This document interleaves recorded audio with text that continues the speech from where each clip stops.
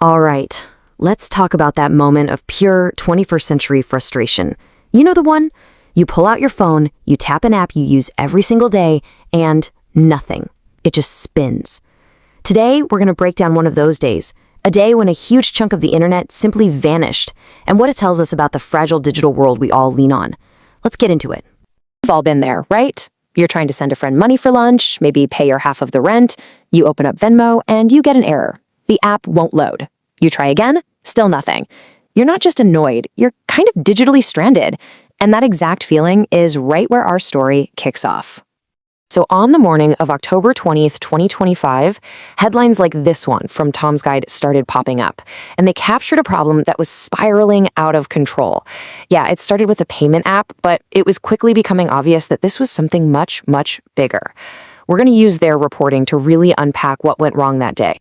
So let's start where most people first noticed something was off, with Venmo.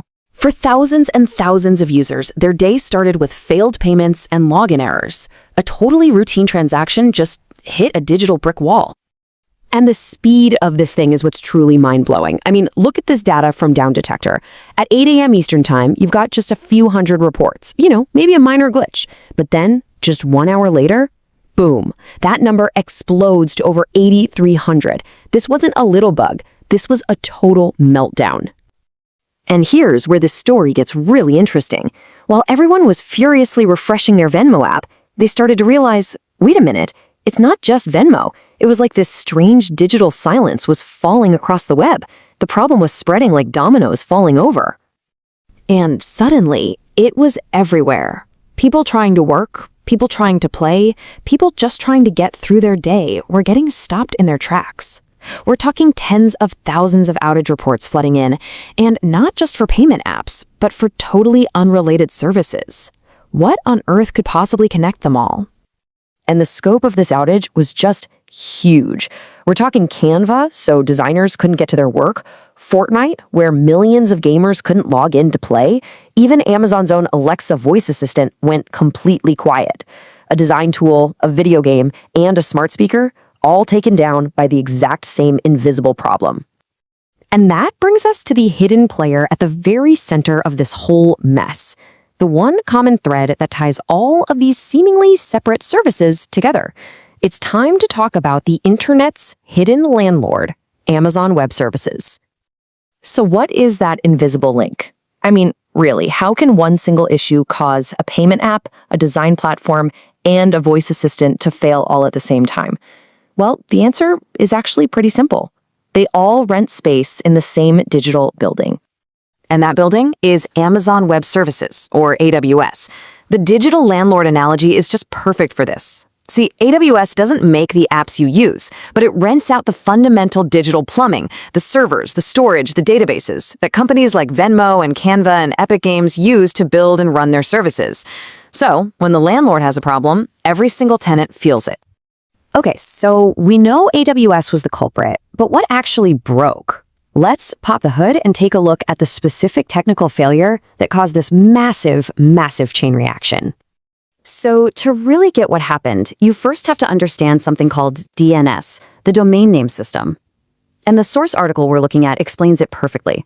Just think of it as the internet's phone book.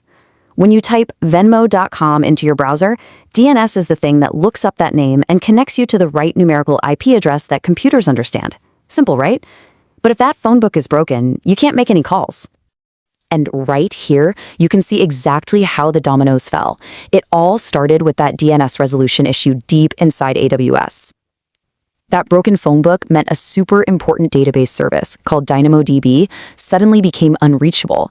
And since tons of apps need that database to even function, they all started to fail. One broken link in the chain, and the whole system just collapsed.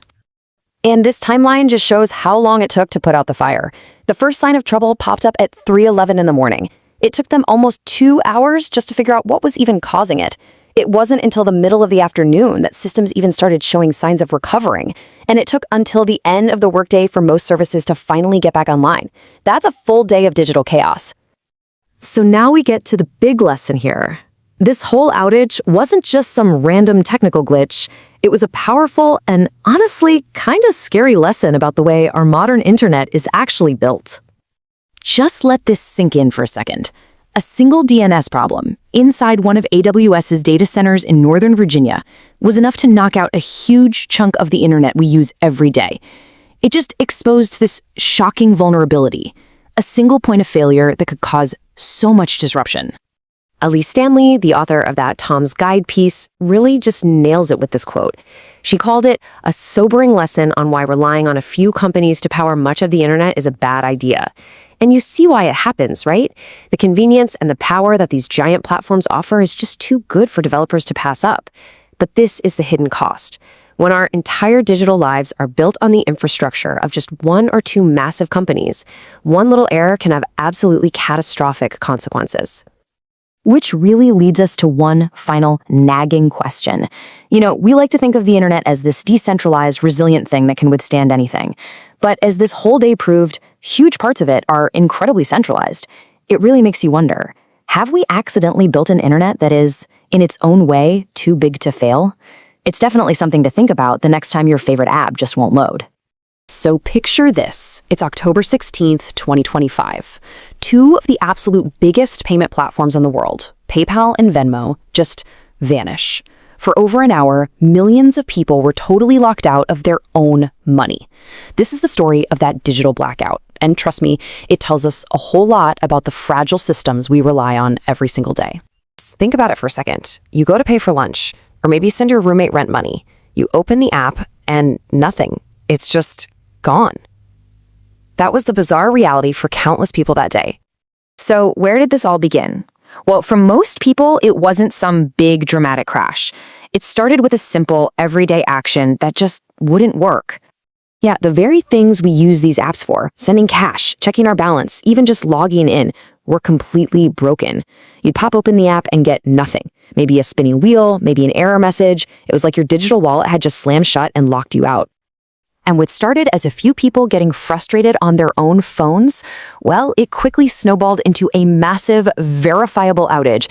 And boy, does the data make that crystal clear. So right around lunchtime on the East Coast, the website Down Detector, which, tracks when services go down based on user reports, started seeing the first signs of a really big problem. A tiny trickle of reports was about to become an absolute flood. And when I say a flood, I mean it. At its absolute peak just after noon, Down Detector was logging nearly 9,500 outage reports for PayPal alone. This was not some minor glitch. This was a total system-wide failure.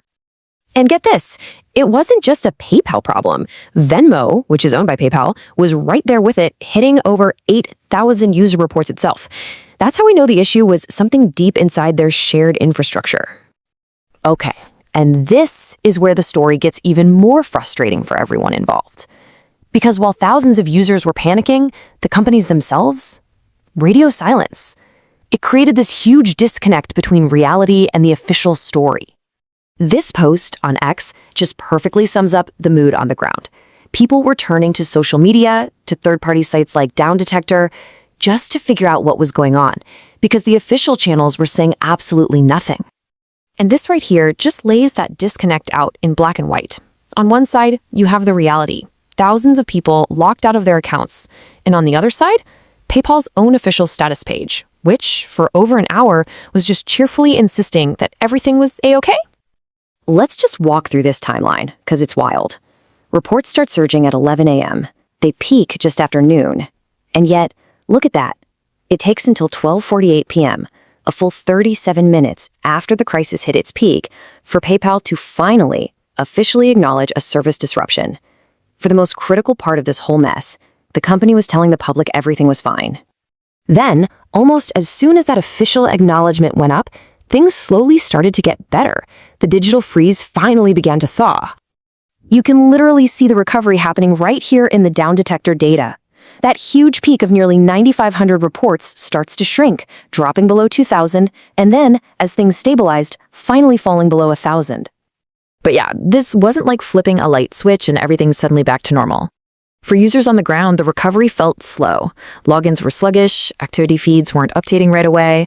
But the important thing was, the system was gradually, slowly waking up. And then, get this, just 9 minutes after admitting there was a problem, PayPal gave the official all clear. The status page went all green again. As far as the company was concerned, the crisis was over. So, with the services back online, everybody was asking the same question. What on earth just happened? Well, the official explanation we got, it was, let's say, less than revealing. That's it. That's the full statement a PayPal spokesperson gave to the media.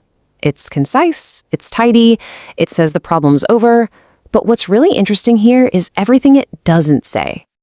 I mean, it leaves out all the big stuff. What actually caused this? Why were you guys so quiet for so long when everyone knew something was wrong?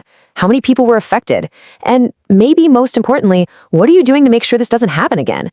We were left with no answers, just a brief disruption. And they chose that word very, very carefully. Brief. The dictionary defines it as of short duration. But whether something feels like a short duration, that really depends on your perspective, doesn't it? Seriously, if you're a small business owner waiting on a critical payment, or you're just trying to pay your rent on time, does an hour without any access to your own money feel brief? No way. It feels like an emergency. And that brings us to the much bigger, kind of scary question here. This whole event puts a spotlight on a vulnerability that, let's face it, we all share. As we keep moving more and more of our financial lives onto these super convenient platforms, what's our backup plan? What do we do the next time one of them inevitably and silently just disappears?